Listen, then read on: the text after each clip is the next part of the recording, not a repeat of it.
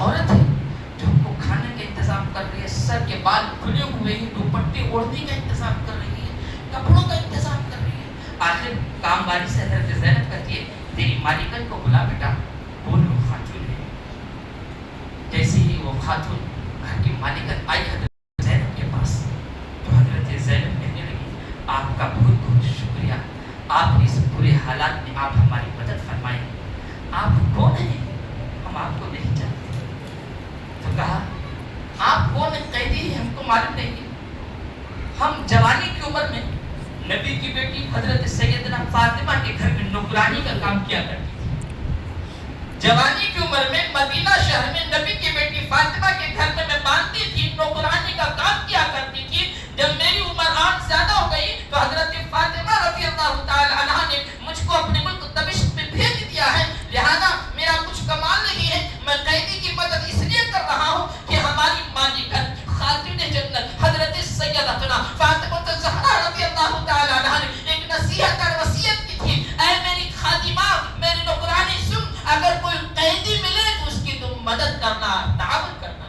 اس میں میرا کمال نہیں ہے, نبی کی شہزادی حضرت خاتون جنت کی تعلیم ہے اور ان کی وصیت, ان کا حکم ہے. آپ قیدی ہیں, میں آپ کی مدد کر رہا ہوں, کھانا کھلا رہا ہوں, میرا کچھ کمال نہیں. تو حضرت زینب کہنے لگی اچھی ایسی بات ہے, تو بتا میری جو خدمت کرے ہیں, ہم قیدیوں کی جو خدمت کی ہے, اس کے بدلے میں کیا چاہتی ہے, کیا چاہتی ہے, بول, ہم دینا چاہتے ہیں. وہ مالکن کی عورت کہتی ہے ہم کو کچھ نہیں چاہیے, صرف دعا کر دیجیے آپ کہ ہم ایک مرتبہ امام حسین کو دے دیں. ہم سنے تھے کہ امام حسین ہیں, ان کے دیکھے ہیں چھوٹے چھوٹے بچے امام حسین تھے, آج بڑے بھائی امام حسن تھی, ایک بیٹی تھی امام حسین حضرت فاطمہ کی, زینب کی چھوٹی بچی تھی. بس دعا کر دیجیے کہ ہم ایک مرتبہ ان کا دیدار کریں. دعا کر دیجیے کہ ایک مرتبہ ہم کو آقا حسین سے اور فاطمہ کی بیٹی جو میری مالکن ہے ان کی بیٹی زینب سے ایک مرتبہ میری ملاقات ہو جائے. اللہ کی بارگاہ میں دعا کر دیجیے. اتنا کہنا تھا زندانی گرامی, حضرت زینب کی آنکھوں سے آنسو جاری ہو جاتا ہے. ارشاد فرماتی ہے اے خاتون سن, جس عورت سے بات کر رہی ہے یہ زینب ہے, اور جس کا سر نیزے پہ نظر آ رہا ہے وہ آقا حسین ہے. اور جیسی ہی آقا حسین کی سر مبارک کو دیکھتے میرے بھائی وہیں بے بس کھا جاتی ہے, اللہ کا شکر ادا کرتی ہے. مالک و مولا تیرا لاکھ شکر کر رہا, شکر و احسان ہے کہ ایک مرتبہ میری مالکن حضرت سیدتنا فاطمہ الزہرا رضی اللہ تعالی عنہا فرمائی تھی اے خاتون سن, میرا بیٹا امام حسین تیرے شہر میں آئے گا, تیرے گاؤں میں آئے گا, لیکن کس حالت میں نہیں آئے گا یہ معلوم نہیں ہے. اے فاطمہ تیرا کہنا سچ ہے, تیرا بیٹا آقا حسین اسلام کو بچانے کے خاطر میرے شہر میں تشریف لایا ہے. سبحان اللہ. عزیزانی گرامی اتنی قربانیاں سے اسلام ہم تک آیا ہے, اتنی قربانیوں اور نتیجوں سے اسلام ہم تک آیا ہے. ڈول باتیں بج رہی ہیں, تاشی بج رہی ہیں.